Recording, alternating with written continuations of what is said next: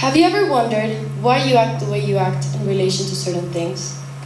Why you think the way you do, but most importantly, why you are the way you are? Before we start, I'd like to invite you to remember your childhood. Try closing your eyes. Try to picture your parents, your family, your first time trying new things. You'll probably remember the parts of your childhood that were happy and less complicated. But today, I would like to invite you to try and remember the not so happy moments when you might have felt isolated or excluded. I'm not talking about the big traumas in life. I'm talking about little moments where you might have felt alone or hurt, that for some odd reason you can still remember to this day. These events, although might be seen as insignificant, are the beginning of adversity and can shape our life in ways we rarely acknowledge.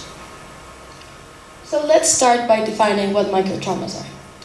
According to the Florida House Experience Clinic, or the FHE Health website, microtraumas are small, repeated experiences that over time can accumulate and have a very big impact in our future. So when I was little, I used to feel a big pressure to be good. My parents worked a lot, therefore I used to see them after they got home at night. To make out the most out of this time, I liked to tell them about things I knew would make them proud. I thought if I did these things and made them happier, I would get a little bit more attention. So I was top of the class, I danced, I tried every competition in the book, and I always tried to be the favorite. With time, this caused me to feel burned out and under a lot of pressure to meet up with my standards. I didn't realize my parents loved me unconditionally. Therefore, I started to think that I needed to be perfect in order to be loved. Microtraumas come in many shapes and forms. They can start as subtle acts of exclusion, backhanded compliments, internalized racism or sexism, and even the pressure to conform societal norms. These experiences might not seem very influential on their own, but the collective impact is very important for the future. So try and picture this. Every micro-experience that you have is like a drop of water. On its own, it might not have a very big impact. But when these drops start to accumulate, they can fill the glass and overflow it, eroding your sense of self-esteem and self-worth. Microtraumas often go unnoticed because they don't leave visible scars. However, they have a very big impact on our mental health and self-esteem, and this so can lead to anxiety, depression, and a sense of alienation. So now you might be wondering, why does this happen? So I'm going to try to explain it as simple as possible. Okay, so according to the book The Body Keeps the Score, written by Dr. Bessel Bannercock, trauma changes the brain and body. It makes the fear center of the brain, the amygdala, overactive, leading to anxiety and constant vigilance. The body's stress response goes haywire, causing chronic anxiety and sleep problems. The brain's rational thinking center, the prefrontal cortex, is impaired, making it hard to control emotions. Some people even disconnect from their emotions as a coping mechanism. Moreover, the brain becomes less adaptable. Another important factor is cortisol. This is a stress hormone that plays a big role in the body's release of cortisol from the adrenaline glands. This hormone serves as a biological signal to prepare the body for a fight or flight response, increasing alertness and providing energy by elevating blood sugar levels. It's important to understand that the exposure to elevated cortisol due to ongoing microtraumas can lead to physical and emotional health challenges. Understanding these changes is crucial for helping people recover from trauma, both mentally and physically. Sorry. Okay. So something very important about microtraumas is their potential to shape our behaviors and relationships. they can also affect how we perceive ourselves and others, impacting in our happiness and success in life.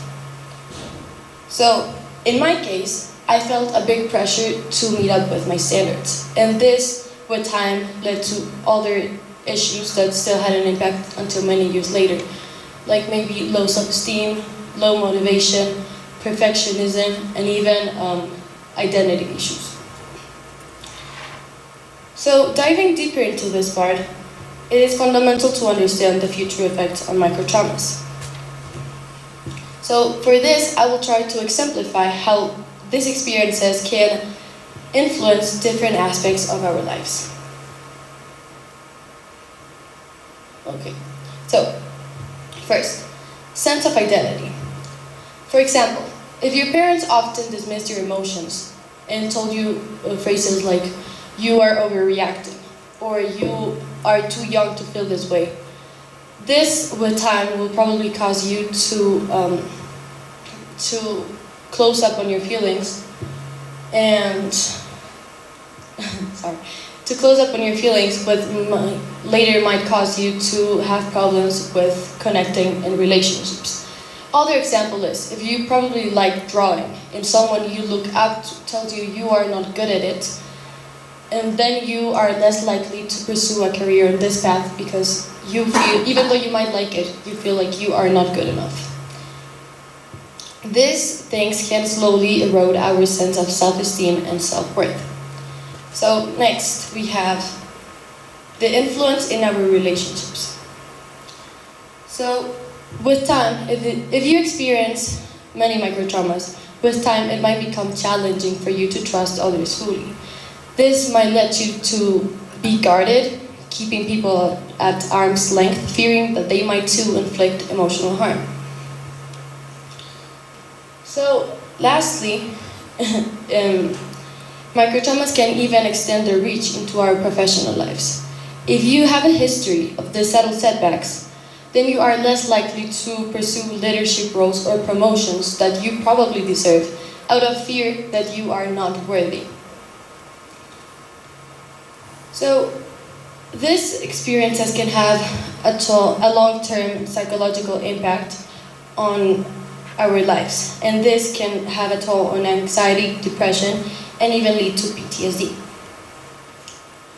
So how can we break up the cycle and lessen the negative impacts in individuals and society? Well, it all begins with awareness. By promoting safe and inclusive environments, we can help people recover. It's not enough to merely brush these experiences off as insignificant. We need to recognize that they have a really big impact in our lives. Okay, so empowerment and healing. This means understanding that our past experiences don't have to dictate our future. Through self-awareness, therapy, and support networks, we can help individuals build resilience and reclaim control over their lives. Okay, so empowering future generations is essential.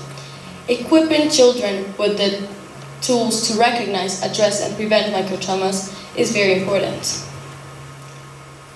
Education and awareness. It is key to teach children and adults alike about microtraumas. Knowledge is the first step to creating a more empathetic and inclusive world. Empathy and inclusion are powerful tools in combating microtraumas. When we actively listen to each other, we are more capable of creating a safer environment to help people heal from these experiences. We need to acknowledge that our words and actions have the power to either hurt or heal. Okay, so the role of institutions. Institutions are crucial for microtraumas. Schools, workplaces, and communities need to actively work to eradicate these experiences. Policies that promote diversity, equity, and inclusivity are essential. Healing from microtraumas is possible. Building resilience through self-care, therapy, and support networks helps individuals navigate these experiences. Resilience is not just about bouncing back. It's about becoming stronger in the face of adversity. Thank you.